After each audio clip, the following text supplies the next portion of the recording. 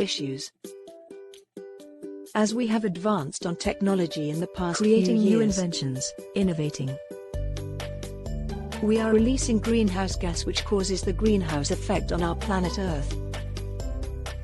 The greenhouse effect is the process by which radiation from a planet's atmosphere warms the planet's surface to a temperature above what it would be without its atmosphere.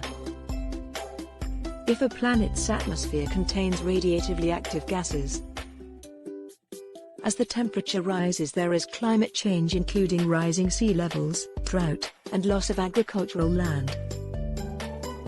Increasing temperatures caused by climate change will make the water of the oceans expand. Ice melting in the Antarctic and Greenland will also contribute to the sea level. As the water level rise, they cause destruction to the ecosystem and our environment, which may lead harm to our health, and we may cause a devastating effect on our Earth, with a high possibility that might cause an environmental change in a plant or animal habitat which may cause them to be extinct.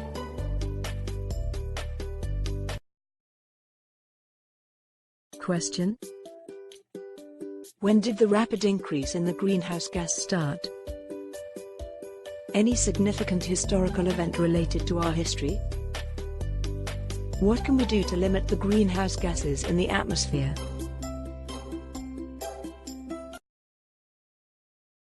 There are many gases in the atmosphere, but the harmful ones are the greenhouse gas-like forms of carbon and methane. There needs to be less carbon dioxide and methane in the atmosphere. To do that, our community county people need to reduce the use of the product that release carbon or any greenhouse gas. That there is no way that carbon or methane is going to be reduced easily from the atmosphere, and to get there it will take up some time. It is going to cost millions of dollars to stop the release of carbon or methane in the atmosphere, because we have to ask the whole county and all the factories to stop using fossil fuels and adapt to a more safer way of production and use or creation of energy, and change to a renewable source of energy that does not affect our environment.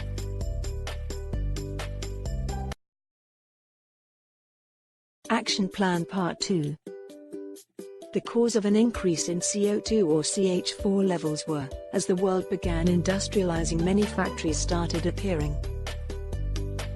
Factories who use harmful chemicals and fossil fuels to run humans were replaced with machines which used fossil fuels, which have carbon and other gas stored in them, and thus releasing CO2 in the atmosphere.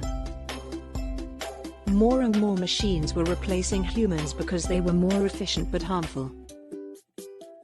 And as the CO2 and CH4 level increase, the temperature increase because of the greenhouse gas effect. Heat gets trapped inside the blanket of greenhouse gases and the Earth becomes too warm, which could cause major climate change in the future. And even in the present solutions, we use a renewable source of energy that does not harm our environment.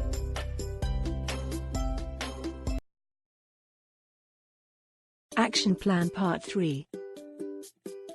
Hydroelectric power. Falling water electricity that is generated from water is called hydroelectricity. Falling water rotate the blades of a hydroelectric turbine, which in turn moves the copper armature inside the electric generator to produce electricity. An example of a hydroelectric power plant is the Great Hoover Dam, located near Las Vegas, US. It has a total of 19 turbines that produce enough electricity to serve more than one.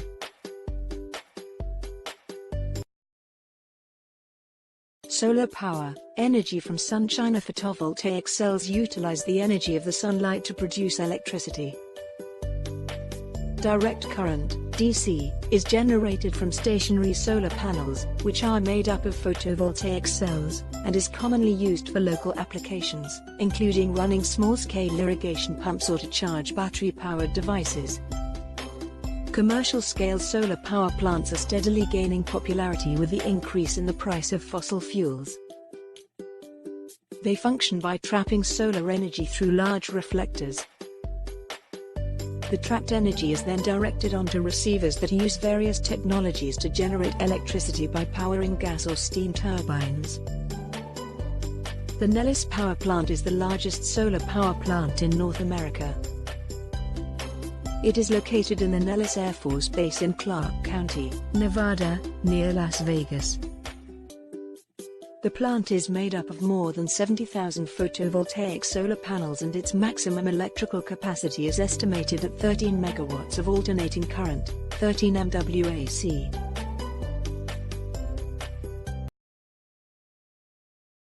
Windmills. Energy from wind. A wind power plant rotates the blades of a turbine, which move the copper armature that lies within the generator to generate electricity.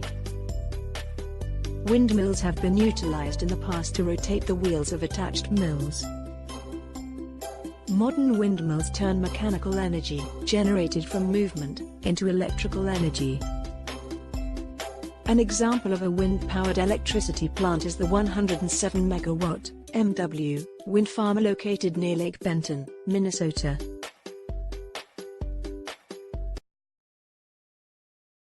All these methods do not harm our environment as does using fossil fuels.